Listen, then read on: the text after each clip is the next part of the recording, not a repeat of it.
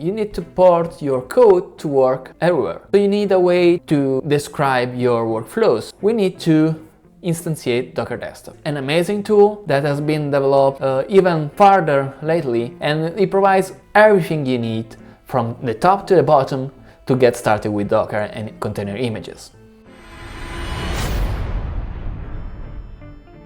Looking for Docker Desktop. Okay, Docker Desktop like that, and then you will be prompted with Docker Desktop instructions. You have that for Linux, macOS, and Windows, so you have no excuses not to use it. For example, I'm on an Apple chip, Docker Desktop, I can install it and being prompted with a nice view of my daemon that is running. So whenever you start Docker Desktop, you will find this kind of interface where on the left hand side you have container images and volumes, so all the units that you have to learn how to work with, and then you have some extra features like dev environments, extensions that are quite a list of good implementation that will help you, but is not the target of this lesson. One important thing with Docker Desktop is that it's creating a virtual environment where your containers are going to run. And this is to make it easier to get started. This is not a production, let's say, environment, of course. So let's get started with some basic information. So if you go on setting up here, you are then going to see the general settings, so you can select and understand if you can start Docker Desktop at your login, if you want a dark theme or a light theme. Then you have a lot of other information under customization that also depends on your operating system, for example. The first things that you want to select, of course, is to understand how you want to brought up things, and for this lesson you can keep everything more or less as it is right now. The only things that you need to understand is, okay, I have a virtual environment, so I want to give Docker Desktop a certain amount of resource that will cap in case of a highly consuming application.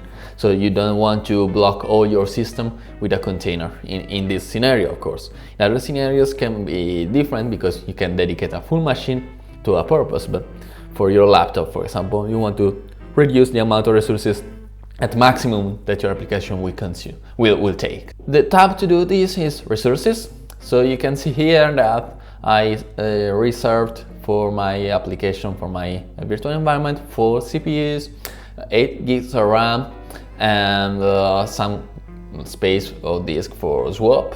And also, more importantly, you can select the amount of disk space that your application can consume. This is very important because you risk to go out of space on your hard disk. So you can select whatever you want here. You can also extend it afterwards if you find it full. I select some medium value, so I dedicate half of the system capabilities to Docker. It depends very much on what you want to achieve. You can select also resources that will be shared inside the virtual environment. So you can see here I share with my virtual environment all the key folders that I foresee to need to copy file from. So we will see in a while why you need it. For example, you take a configuration, you want to take this configuration into your container. This is the folder from which you copy the configuration has to be in this list. So network, proxies, everything you can keep like this. Kubernetes we will see. Just check that you get the latest update. That is always good. And well, that's all for this lesson. All other stuff are more advanced and we will see as we will need it. Now you have Docker Desktop installed and running. You can see the check here in engine running. What you can do now is pretty simple. You can open a terminal.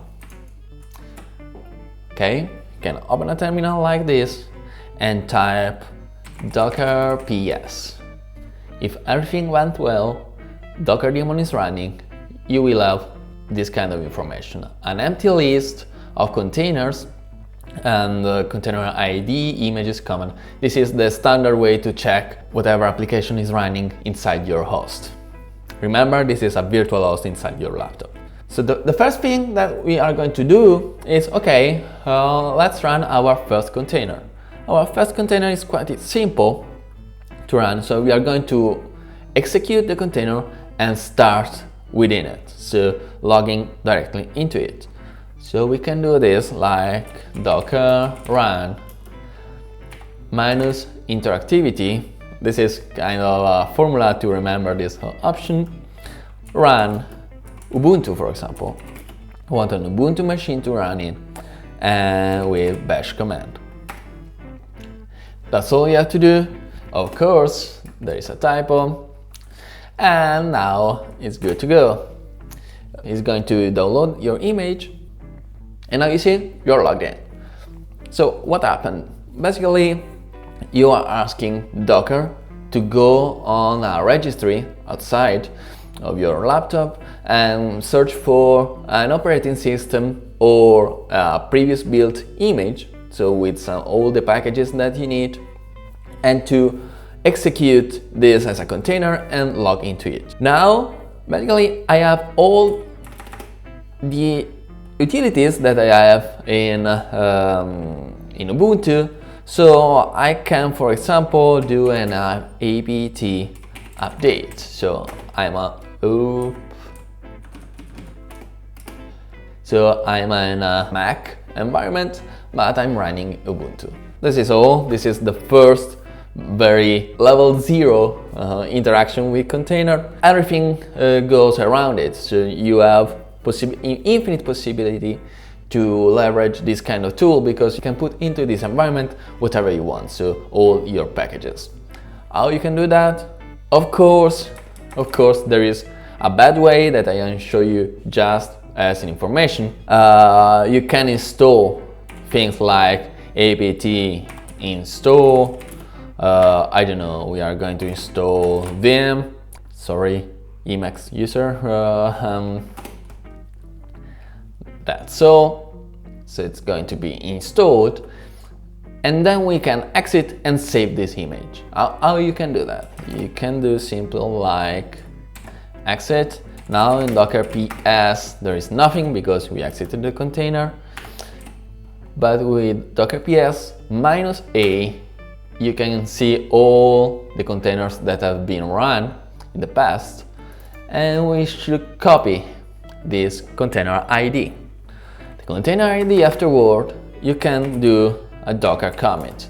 So it's very similar to what you do with a versioning control system like Git or GitHub or whatever you're using, GitLab. So you do changes, and then you can commit into a new version of your image. So for example, I'm going to commit this image that I just built into a one that I can call just like I want. So for example, I can call it the Changot Vim, right? So I'm going to do this commit. After some time, okay, everything is done. So if I go to Docker images, now I have a lot of images, but you will see that between all of them now appears the Changot Vim, right? So I have now my image, and I can use it just like I was using Ubuntu before. I can now go to the Changot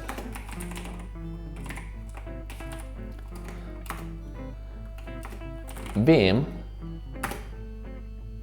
and now I'm in, and you can see that I have Vim installed. So it's exactly the same changes that we applied before. If we go to Ubuntu Bash and I do Vim not found.